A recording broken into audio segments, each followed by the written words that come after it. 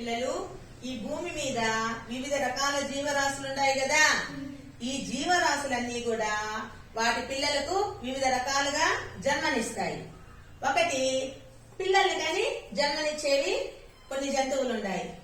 గుడ్లు పెట్టి వాటిని పొదిగి పిల్లలకు జన్మనిచ్చేవి కొన్ని ఉన్నాయి. ఏ జంతువులైతే పిల్లల్ని కంటాయో వాటిని శిశోత్పాదకాలు అని అంటారు. ఈ శిశోత్పాదకాలను ఇంగ్లీష్ లో వివిపారస్ అని అంటారు. అర్థమైందా?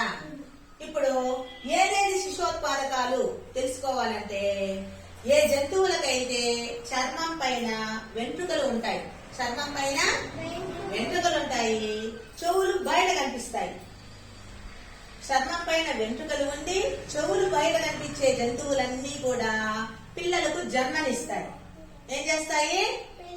పిల్లలకు జన్మ